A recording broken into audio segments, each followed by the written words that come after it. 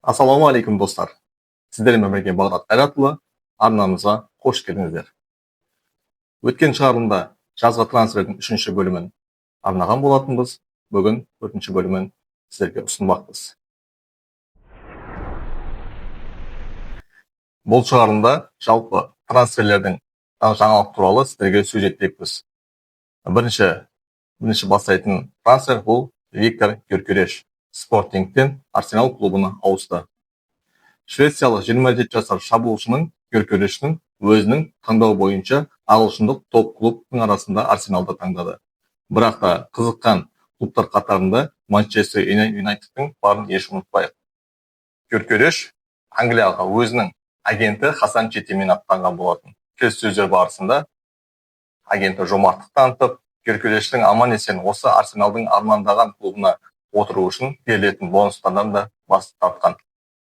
Виктор Гьокереш 6 жылға Арсеналмен келісімшартқа отырды. Трансфер құны 65 миллион евроны құрайды. Трансфер терезесіндегі екінші ойыншы бұл Хави Симонсты атап өтеміз. Жеке жоспарлы түрде Хави Симонс Челси клубымен уағдаластық келісімдерді ақылдасуды бастап та кетті. Арсенал мен Баварияда Хавиге қызығуда, бірақ жалғыз Челси ғана әрекет жасауда. Жалпы Хавидің бір бүйрегі Челсиге бұрып тұрғандай көрінеді. Оны ашып айту керек. Себебі өткен аптадағы ауызша келісімге кетер емес екенін Хавидің өзі жеткізген болатын. Айта кететін жайт, Челси клубтар арасында чемпионатта жеңу арқылы жазда жақсы қаржыға ие болған болатын. Оны ұмытпайық. Жаңа маусымда ағылшын премьер лигасын ұтуға бар күшін салмақ ойы бар. Трансферлік терезенің 3-ші маңызды ойыншысын Александр Исак деп алдық. Александр Исак біріккен араб елдер еліне барудан бас тартты, және оның бар ниеті әзірге Ливерпуль клубы болып тұр. Исак саудиялық клуб Аль-Хилалға келісім бермейтінін нақты жеткізді. Эдди Хоу да осыны растап, ешқандай клубпен келісім жоқтығын, Исактың Ньюкаслден кеткісі келетінін нақтылап айтты. Негізі Исакке қызығып отырған клубтар ол Арсенал, Манчестер Юнайтед, Челси көз тігіп отыр. Қазіргі уақытта Александр Исакке негізгі бағыт ол Ливерпуль клубы. Әрі қарай да қызығушылық осы клуб бола бермек деген ой. Ендігі шешім тек Ньюкасл клубының басшылықтарында болып тұр. Достар, сіздер не ойлайсыздар? Осы ұзаққа созылған трансфер туралы пікірге жаза кетіңіздер, әрі қарай да талқылайтын боламыз. Трансферлік терезеде тағы да айта кететін ойыншы бұл Джарелем Хато. Аякстан Челси сапына қосылуға жақын. Нидерландық 19 жасар сол жақ қаптал қорғаушысы Челси клубының ауысуға ауызша келісімге келді. Хато Аякске кететінін айтып ескертті. Келісімшарт жалпы соңғы межеге жетіп қалды. Бұл шығарылым шығып жатқан мүмкін трансфер ресми жариялап қалуы бек мүмкін. Хато жайлы біз өте жас талант деп айтуға толық негіз бар. Себебі ол өте жылдам, ортаңғы және сол жақ қорғаушы орындарында жақсы ойнайды. Аякс құрамасында небәрі 18 жасында алаңға шыққан. Кейбір ақпараттарда Хатоға Арсенал, Ливерпуль секілді топ клубтар қызыққан екенін айта кетеді. Тағы да бір айтатын трансферлердің бірі атап айтатын бұл Жоао Феликс, португалдық. Челсиден Бенфикаға оралуға жақын. Бенфика клубы Феликспен тікелей келісім жасауға, оны қайтаруға ашық екенін анық жеткізді.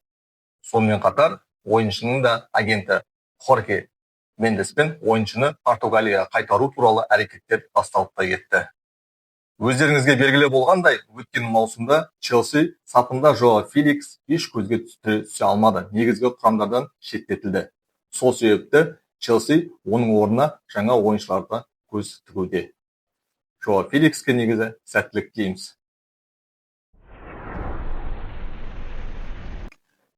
Жазғы трансферде көптеген трансферлер басты мықты клубтар өздерінің құрамдарын күшейтіп жатыр. Соның бірі Венами Чешко үшін Ньюкасл клубы ерекше қызығып отыр.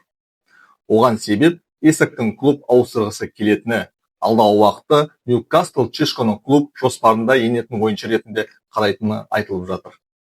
Жалпы Чешконың клуб Исактың орнын баса алатын санаулы ойыншылар қатарына жатқызады екен. Ендігі мәселе ойыншыны жазғы трансферлік терезесінде Ньюкаслге келуін қамтамасыз ету екенін ашық айтты.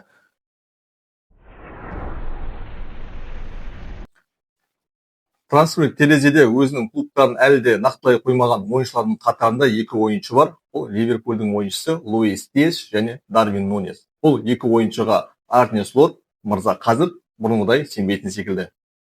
Себебі қазіргі уақытта екеуі де қосалқы құрамда. Оларға жаттықтырушы да еш хабарласпайтын көрінеді. Жалпы Луис Диастың Бавария клуб тығыз байланыста. Ол туралы жаңалықта алдағы уақытта сіздерге міндетті түрде жеткізетін боламыз. Жеке ойымша бұл футболшылар Ливерпульде өздерінің пик уақыты жоғарғы дәрежесін көрсетті. Рахмет айтамыз. Келесі кезең басқа клубқа ауысуға және жөн санаймын, сәттілік деймін оларға. Дарвин Нунес әлі де талантына сенемін, оған да сәттілік тілеймін.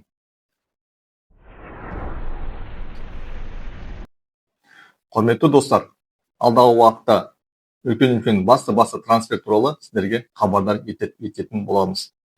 Егер сізге қазақ тілді арнамыз, контентіміз, бейне жазбаларымыз ұнап жатса, арнаға тіркеліп, лайк басып, пікір жазып кетіңіздер ағайын. Келесі кездескенше аман саулықта болайық.